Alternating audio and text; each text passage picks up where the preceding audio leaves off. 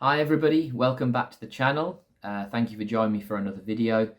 This is the final video on my series on assessments that are going to be taking place in primary schools this year, 2022. These assessments haven't taken place since 2019, but this year they're back. And today I'm going to be discussing the Key Stage 2 SATs that children will do in Year 6, the final year of their primary education. I'm going to be talking about what they involve, what different tests they'll be doing, and just try to provide any supportive information that could help you support your child in preparing for these tests. Thank you for your subscription. It really helps the channel out. Thank you for your support, and please like and share this video if you find it useful. And if you haven't already subscribed to the channel, then please do so. Yeah, let's get into it.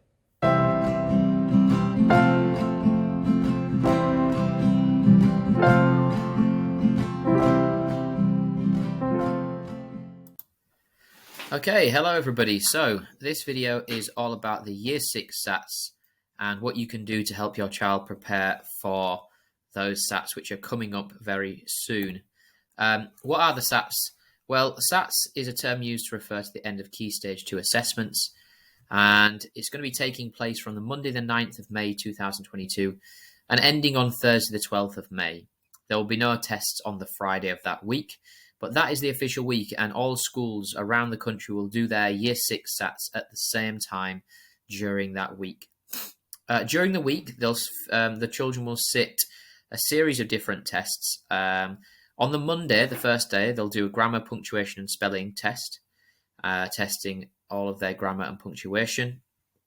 And also, the spelling test will be on that day as well, where they'll look at different spelling rules, and they'll do a spelling test to see how they've got on with their spellings. The Tuesday will be a reading test.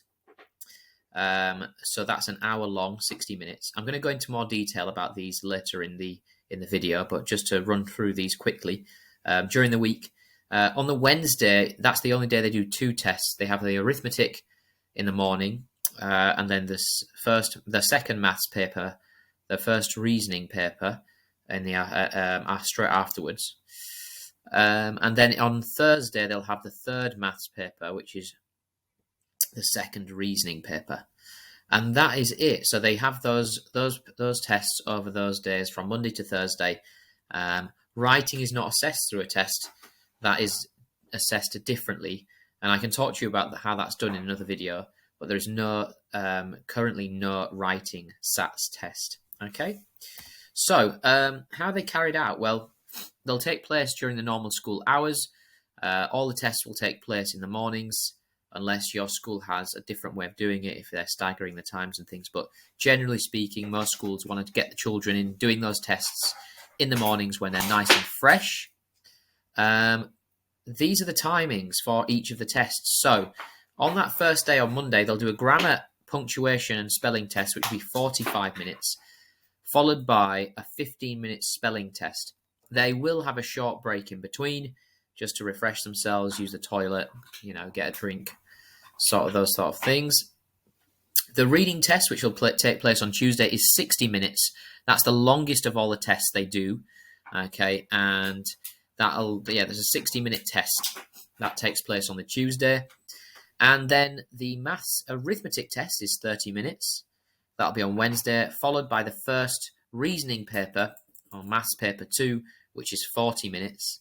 And then the third maths paper, which is also 40 minutes. The third reasoning paper, which takes place on Thursday, is 40 minutes as well. So there's the timings of each of the tests, in case you were wondering. Sometimes schools arrange specific arrangements for particular children. If your child has an additional need, the test can be modified slightly. The modifications are usually things like an adult to read for them. Obviously, apart from the reading paper, they can't read the reading paper for them. If your child has a particular difficulty with handwriting, the school might suggest that an adult scribe for them. If they know the answer but they have problems writing it down, then that's an option.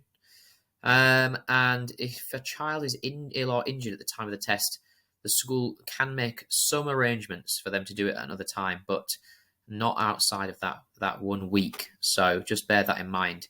If the child does not attend that, they will be marked down for a 0 for their test.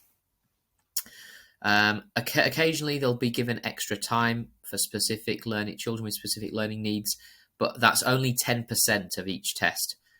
So take, for example, the reading paper, which is 60 minutes. They'd only get an additional 6 minutes. But if this is something you're concerned about or wondering about, do ask your school if your child is one of those children who might need some extra time or one of these modifications to the tests. I'm going to skip this bit. I talk about it in another video, but essentially it's just how the schools report their results. So they have to report their results to the government and the National Standards Agency, and it's just different ways of working out the scores. They use something called a scale score, and if the child has a scale score of 100 or more, that means they're meeting the national standard. It'll get expected. A scale score of 110 to 120 is usually showing that the child is working above the national standard and is assessed as graded depth. But I can do, there's another video on the channel that goes into this in a bit more detail. So the first test, the grammar, punctuation, and spelling test, takes place on the Monday. Paper 1, 45 minutes, and is worth 50 marks. So they have a total of 50 marks to score on that paper. Most questions are 1 mark. And paper 2 on that same day is a spelling test, which will last only 15 minutes and will test only their spellings. And is very similar to a normal spelling test. The adult would read out the word, and the child has to fill in the blank on their test paper and spell the word correctly. So that's the first day. Here's some example questions. Tick the sentence that must end with a question mark. Circle 1 verb in each underlined pair to complete the sentence using standard English. So there it would, we were planning to hold a cake sale rather than we was. I was chosen to design the posters. And then draw a line to match each word to the correct antonym. Antonym meaning the opposite. So words that have the opposite in meaning as opposed to a synonym. So that gives you an idea of the kinds of questions that they will ask them in the grammar paper. And you'll also notice that each one is only worth 1 mark. Okay, so a lot of those questions are only 1 mark questions in that first grammar paper. A few other examples. A lot of them asking them to tick boxes. All right, it's really important that the child reads the question carefully. If they tick 2 boxes, they won't be given the mark. It'll be down as incorrect. So just make sure that the child reads the question very carefully. Paper 2, like I said, is the spelling paper. And all they're doing is, in that 15 minutes, answering questions, and then filling in the blanks with the correct spelling. So here you can say, Omar put the cutlery back in the, possibly the word is drawer there, so they'd have to spell the word draw.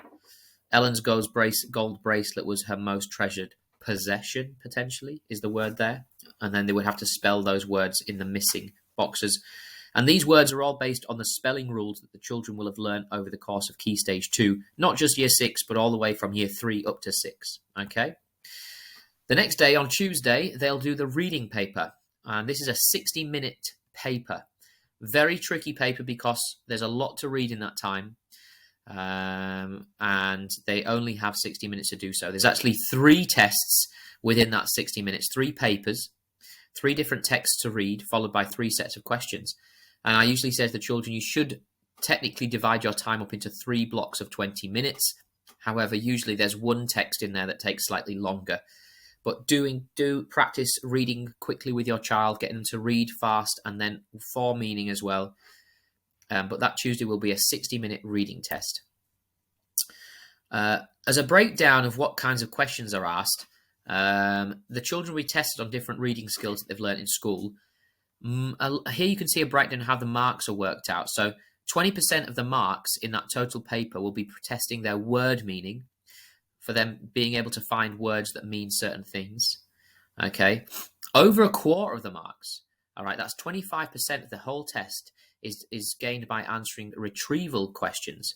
That's basically fact-finding: who, where, when, okay, what, and picking those answers out of the text. So just bear that in mind, okay? It's 25% of that whole test is just retrieval questions. And here, almost half of the marks were allocated to questions requiring the children to infer from the text. Now, there's an even more important thing for you to understand. Over half of the marks here, no, sorry, almost half of the marks on that paper in 2017, okay, was inference style questions where they're having to say why characters did certain things, okay, how characters felt, giving their impressions based on the things that characters did, really using the clues in the text to infer. I can do a separate video on inference as a particular skill on another time. I think there's already one on the channel, so if you have a look for that, or I can put a link in the video at the end.